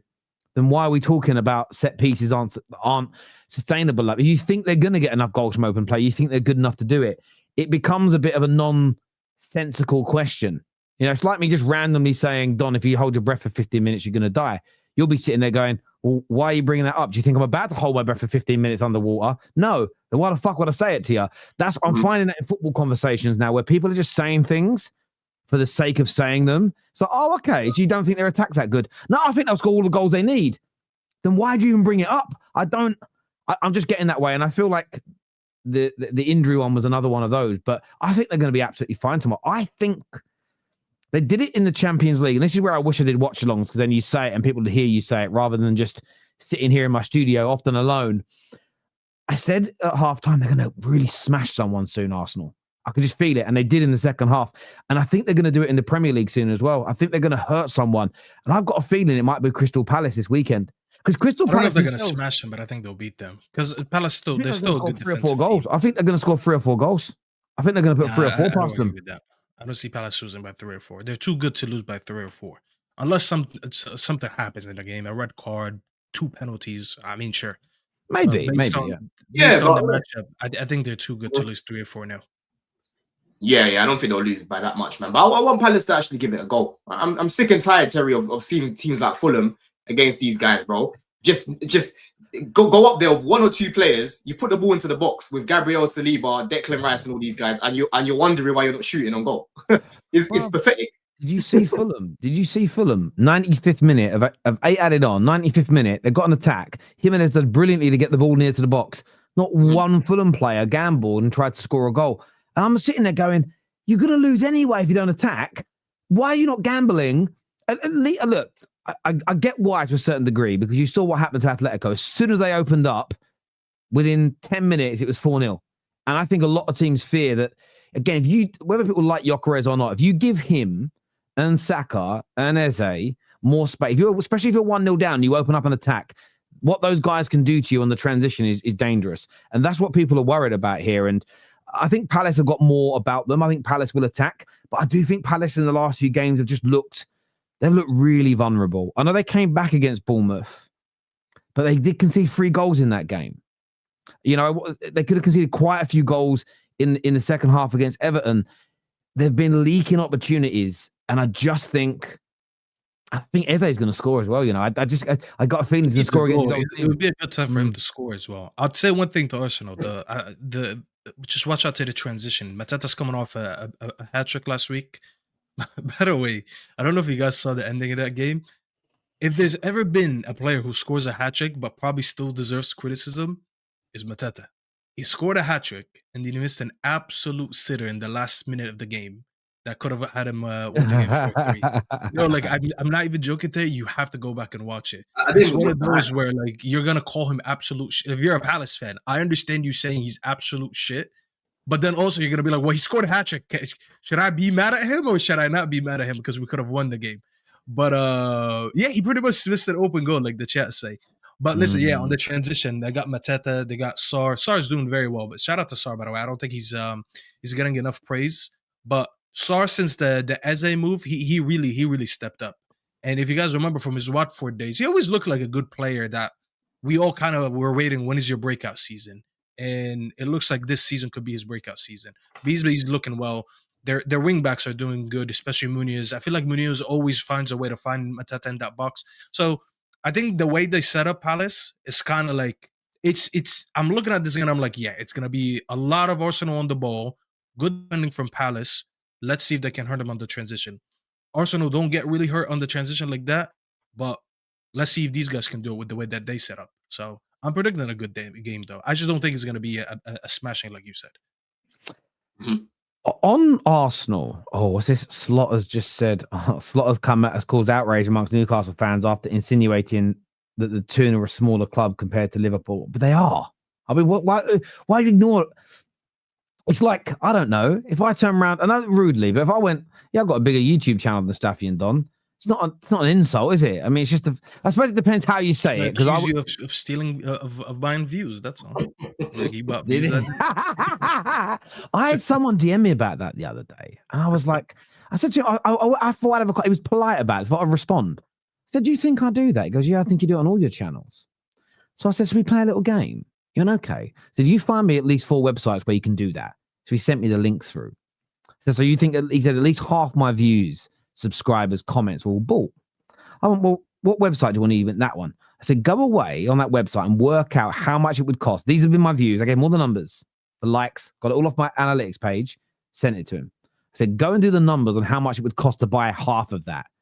He come back and went, fucking hell, it works out about 25 grand a month. I went, bro, if I had 25 grand a month to spunk on fake views, I wouldn't be making YouTube videos. I'll be living abroad. He was like, it doesn't make any sense now. I said, exactly. I said, I don't really know where it's come. I'm thinking of getting some t-shirts made, like saying like all bots or no bots or something, because I get so many DMs about this all the time. It's crazy. But yeah, go do the math on it, people, and you'll see it's absolutely crazy. It's a bit unnecessary, though, and very condescending.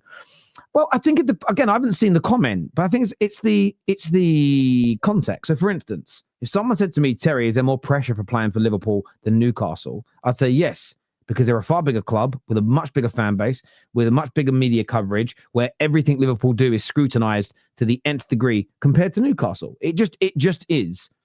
That isn't condescending; it's a fact. If it's the way Fergie once said it, calling them a wee club in the northeast, like that was a bit condescending, but there we go. So it does all depend. But on Arsenal, do either of you make them the favourites for the Premier League as of yet? There's been a lot of talk about it this week. Gary Neville saying they must from this point now because of the confidence they feel. Do you boys see them as the outright favourites, as Gary Neville is suggesting? Yeah, I do. I think they've proven they have the best squad depth right now. And by the way, they're about to get back Jesus, Kai Havertz. They're still waiting on Odegaard. So they're about to add more depth. Looks like he's running like Gyökeres right now. So boy, I don't know if you can really count that guy. Have you not seen a video of him training right now, bro? No, Jesus' knees are looking tired, cuz. I know he's low-key cooked. He probably has like 2% juice still left in him. But they've still got another very good player that kicked the ball for them yet, Henkape.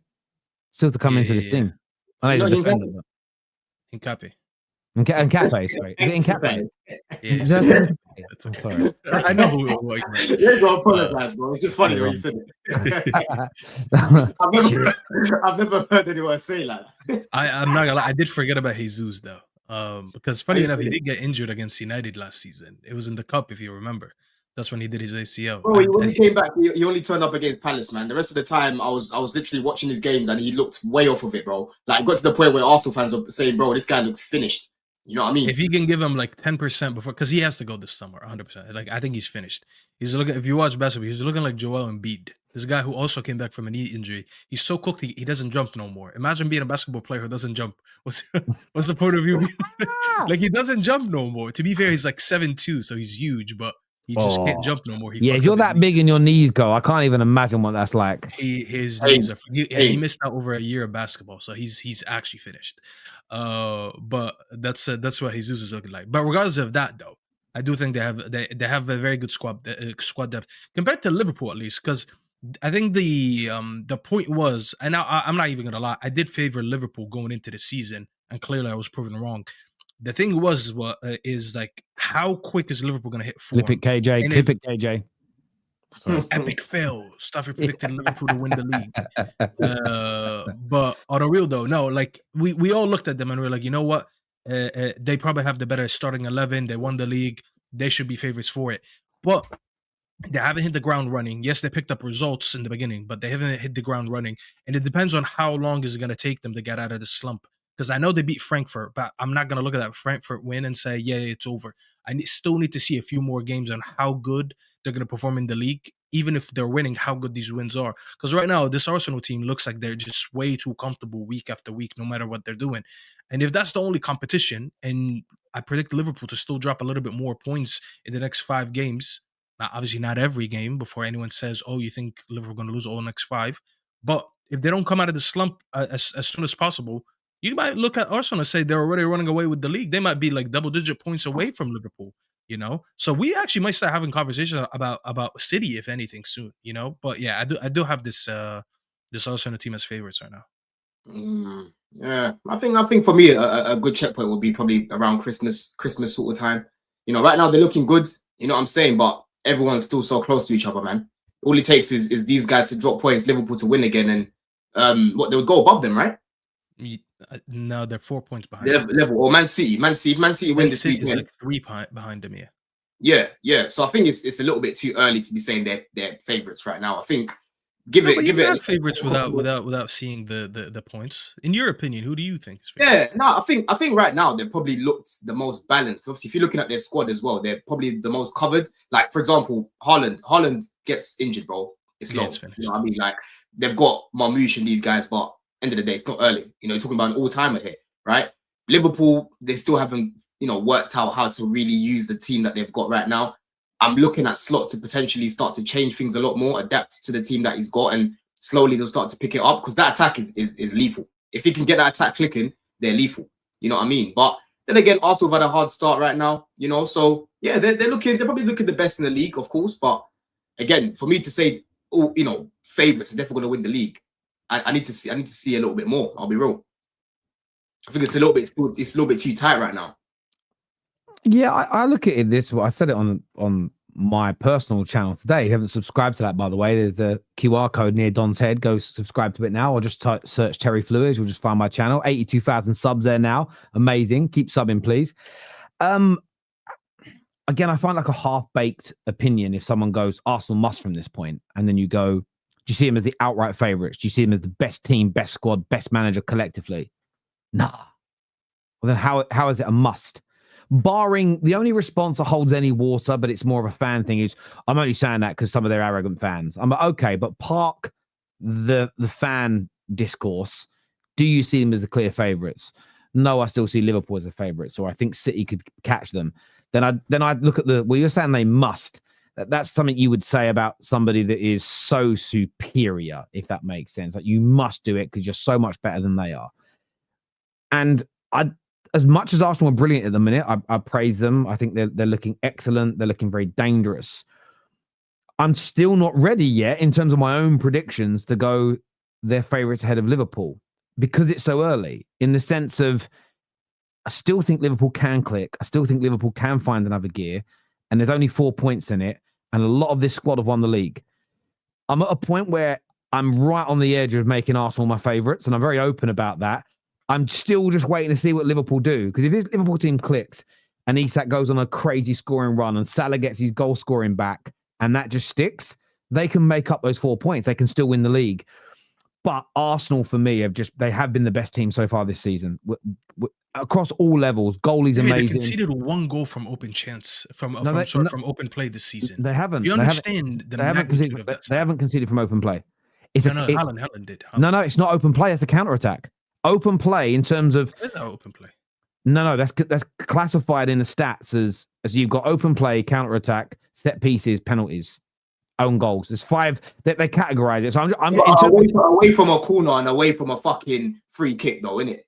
We're looking at that. Reason why though, and I actually think this is true from the statisticians, is the reason they classify open play and counter attack differently is when you're caught on a counter, is often you're caught in possession, so you've got players out of position, so it's easier to play through you. In terms of a team picking the ball up at the back or having the ball in their own half and playing through you to create a chance or score a goal, that hasn't happened.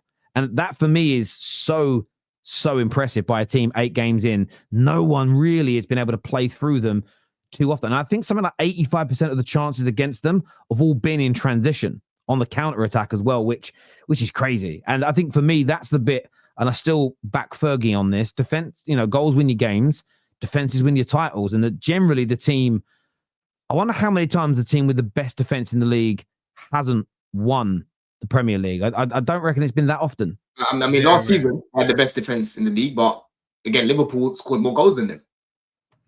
They had the best defense. Liverpool had the second best. We had the third best.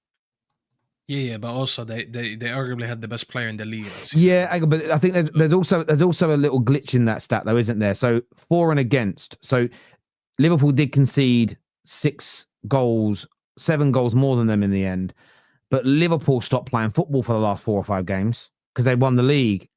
I think when they actually won, when they're classified as champions, I think there might have only been a goal or so in it. Does that make sense? So Liverpool would a lot of the end of last season. But then you can say the same about Arsenal. Arsenal, what was I hearing? Oh, they've given up now. It's the Champions League now. I hear you. I do get you. Look, and you've got to have a much better attack. But do you know they're on course right now? They won't. I don't think they'll break the record, but they're on track to only concede 14 goals, which would break Chelsea's record, which shows you how good they've been in those first 8 games. I don't think they will break it personally, because that's just such a phenomenal record. It took us 11 games, I think, 11 game weeks for us to concede 3 goals. And they're currently 8 game weeks with 1. Well, and I think it's like, what? It's about 3 goals. Oh, 3 goals in total. Sorry. Yeah. Yes. No, listen, they're very good, bro. And I agree with you, Terry. I think you often find Premier League winning teams having arguably the best center back in the league that season. Bar the City teams, because they were just generational going forward. Liverpool, they had what? Van Dijk, who's been the best center back in the league. All the Chelsea teams, they had John Terry. Even when we won 3 in a row, what's his name? Vidic won 2 PFA Player of the Seasons in a row, Premier League Players of the Season in a row. You do often find that when you have the best center back in the league, you more times than not win the league. Let alone the best defense in the league. So they're amazing right now. I can't even hate on that. You just gotta say how it is. Whether they go and win it or not, I don't know. I'm putting them as my favorites right now. I think they have more than everyone right now. As good as City are, and I feel like I also owe City an apology because I feel like I downplayed them the most going into this summer, and I predicted them 4th. Right now, they're moving a lot better than I thought they would be. And a lot of it is down to Erling Haaland obviously being up. He's amazing right now. 10 goals in the league already. Absolute monster, But yeah, I'm not doing that. I'm not doing that. Sorry, he's been good. Sorry, my finger slips. My finger slips. What did you put up there? What did you put up there? Donnarumma, It's a Chelsea fan of the season. he's been the signing of the season. Donnarumma. He's been very good though. I'll give him that. He's been actually very good. Yeah. But a lot of it is not down to ball playing, so it is what it is. I don't disagree with that, but it's not like he's not been trash. But no, he's been very, very good indeed. On that, did you see this? That's a lot of this that's circulating that United was stupid to get rid of Rashford because Rashford is currently Barcelona's top goal scorer and he has 11 GA in 12 games. Shout out Rashford, man. Carrington product. You think I'll ever hate on my? Those finishes were mad as well, by the way. Did you guys watch that game?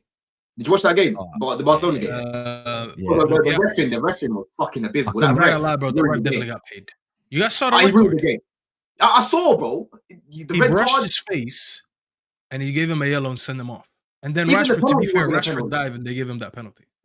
Even that wasn't a penalty. He dived. I just gotta say this there. He just went down before he felt the contact. Yeah, bro. That's literally what Delap did to Jorgensen when we played Ipswich away. Yeah, where Jorgensen went in, the keeper like moves away, and then you kind of just like put your body in the way. That's what Rashford did, man. Yeah, it should have been a penalty. It shouldn't. Yeah, the referee was on one that day. But on the Rashford take, I'm happy for him. But I keep saying this to United fans that he wouldn't have been doing this with us. Forget him and Amorim's relationship. He weren't good for the 12 months before Amorim was falling out with. Like he didn't want to be at the club. Like I just don't get why people want to shit on their own club. It doesn't help Man United either way. Like he wouldn't be doing this for us. But equally, I knew he was a very good player. I knew he would do well when he left because he is a very good player. But there we go. What? I want to call out something else. You go on. Why are people not now talking about when there's no goals for like Rasmus or like for Sancho or for like someone else? Garnacho as an example. Why do people love to highlight the players only when they do well? And they say just shit on us. But when someone doesn't do well, they just keep it quiet. Why is no one saying, hey, United, good sell on Sancho. Hey, United, good sell on Garnacho. Why is it always, look, told you, as soon as they leave United, they do well? Why? Why is no one talking about Garnacho, by the way? Garnacho has had a couple of bad games. Sancho's the one for me. He just looks. I watched the Villa game last night. He just something got off key with him, man. I actually feel for him as well. But obviously, feel for him for what? Feel for him for what? On a personal level.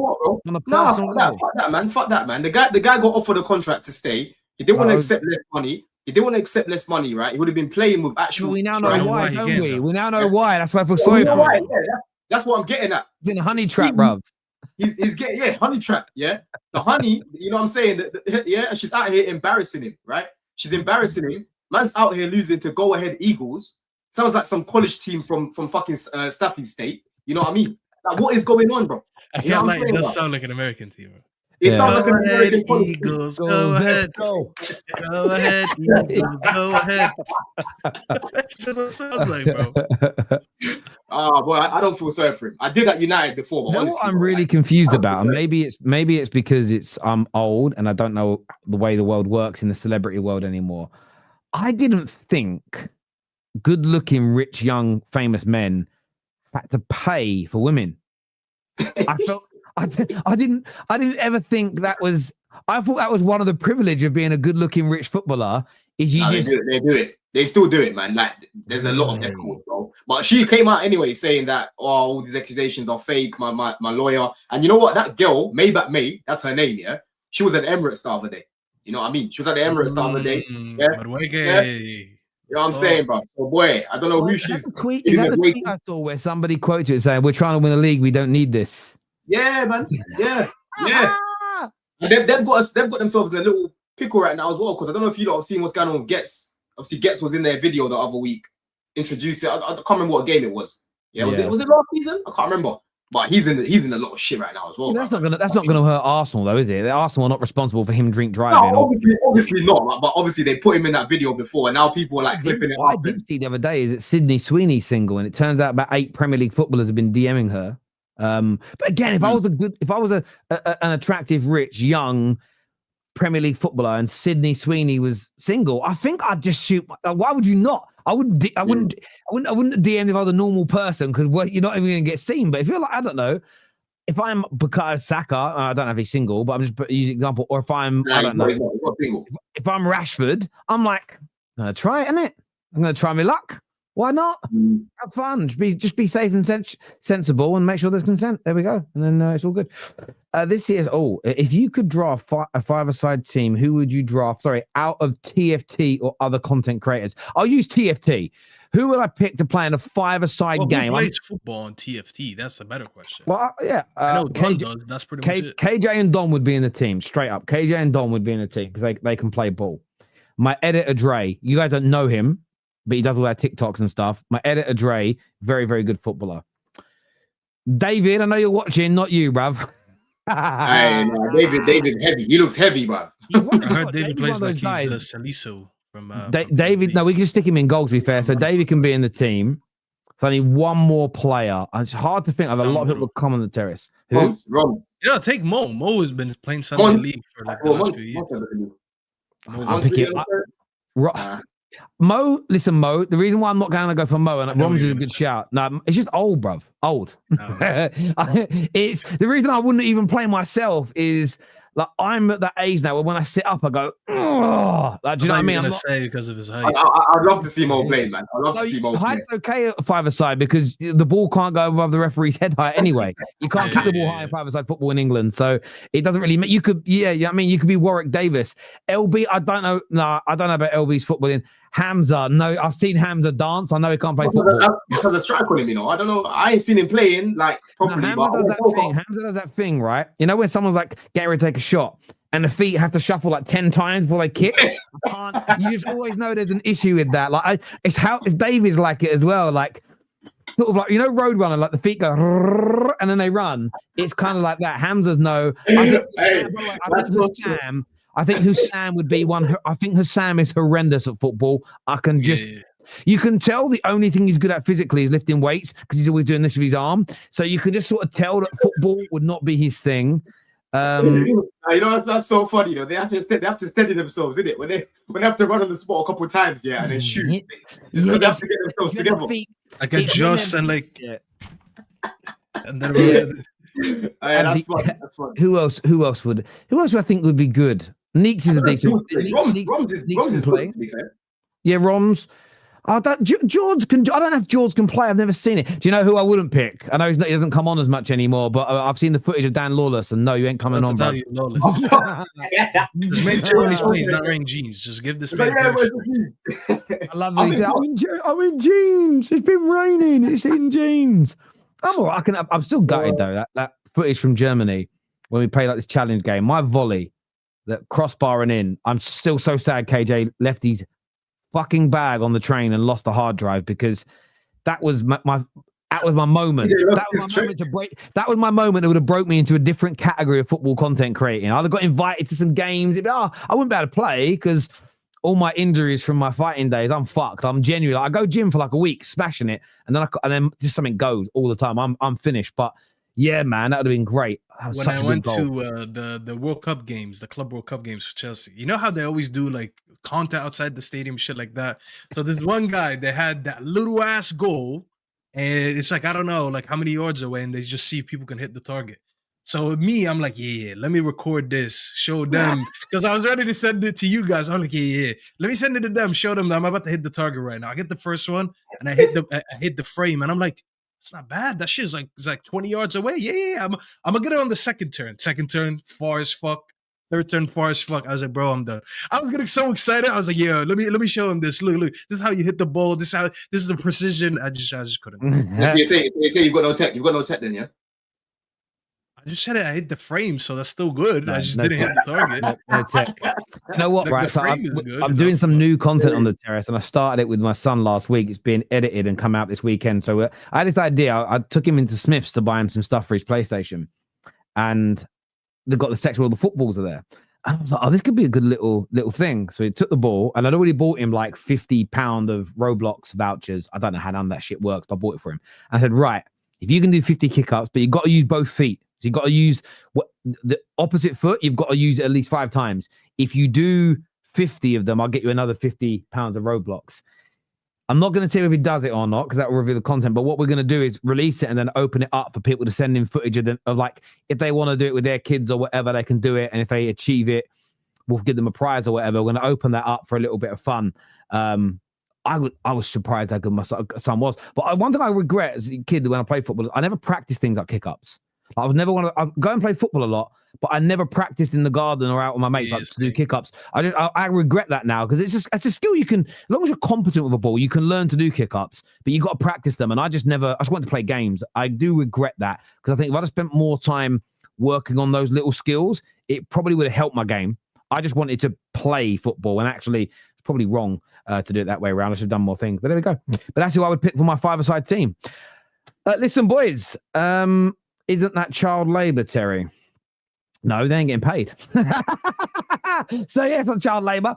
Listen, everyone who's tuned in, Roblox is so unsafe. Is it?